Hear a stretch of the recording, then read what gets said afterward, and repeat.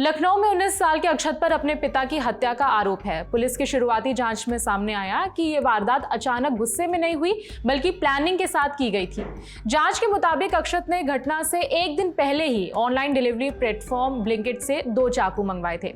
इतना ही नहीं, हत्या के बाद सबूत मिटाने की तैयारी भी पहले से ही कर ली गई थी। पुलिस के अनुसार वारदात में इस्तेमाल किया गया ड्रम और आरी वो खुद ही बाजार से खरीद कर लाया था। आज तक से जुड़े समर श्रीवास्तव की रिपोर्ट के मुताबिक अक्षत ने पुलिस को पूछताछ में बताया कि गोली मारने से कंबल, चादर और तकिए पर खून लग गया था, मांस के लोथड़े चिपक गए थे। वो सभी बोरी में भरकर सरदौना में नहर किनारे ले गया था, वहां उसने सब कुछ जला दिया।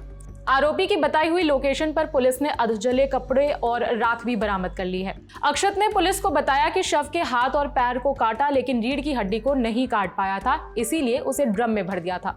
पोस्टमार्टम रिपोर्ट में भी इस बात का खुलासा हुआ है कि पेट और पीठ पर 8-8 इंचेस के कई गहरे निशान मिले हैं, मानो किसी ने काटने की कोशिश की हो।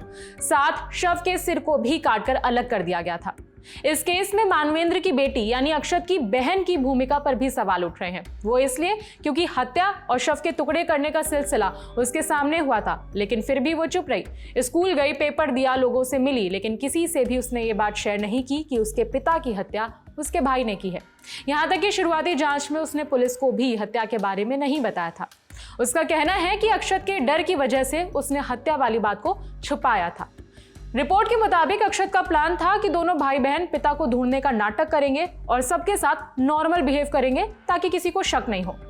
रिपोर्ट में बताया गया कि हत्या के बाद अक्षत ने अपनी चाची से नॉनवेज बनवाया और दोनों भाई बहन ने शव के पास बैठकर आराम से खाना खाया था। आज तक से जुड़े आशीष श्रीवास्तव की रिपोर्ट में एक व्हाट्सएप ग्रुप का भी जिक्र किया गया है। हत्या के बाद अक्षत ने पापा लौटाओ नाम से एक व्हाट्सएप ग्रुप बनाया था और उसमें मानवेंद्र के दोस्तों को ऐड किया था। किसी को उस पर शक नहीं हो इसलिए पिता के वापस आने के इमोशनल मैसेजेस डालता था। जानकारी के लिए बता दें कि 20 फरवरी को पिता की हत्या के बाद अक्षत ने उनकी मिसिंग रिपोर्ट दर्ज कराई थी। हालांकि पुलिस जांच में वो बार-बार अपने स्टेटमेंट्स बदल रहा था। जब पुलिस ने सख्ती से सवाल किए तो उसने खुद ही हत्या की बात कबूल कर ली थी। अक्षत का मानवेंद्र से सिर्फ नीट की तैयारी को लेकर झगड़ा नहीं था, पड़ोसियों और रिश्तेदारों से और भी कई सारी चीजें पता चली जो विवाद का कारण थी। बताया गया कि कुछ दिनों पहले उनके घर पर चोरी हुई थी। मानवेंद्र ने मेड पर चोरी का शक जताया था और शिकायत दर्ज कराई थी। हालांकि कुछ दिनों बाद चोरी का सामान उनके घर पर ही मिला था। इस घटना के बाद मानवेंद्र अक्षत को लेकर और ज्यादा सख्त हो गए थे।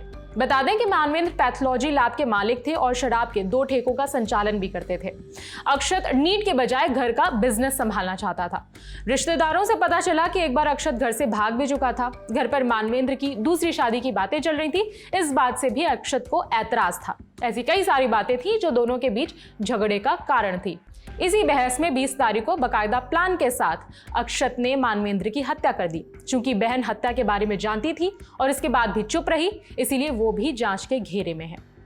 इस खबर में फिलहाल इतना ही। बाकी अपडेट्स हम आप तक पहुंचाते रहेंगे। मेरा नाम है विभावरी। देखते रहिए दी ललन टॉप।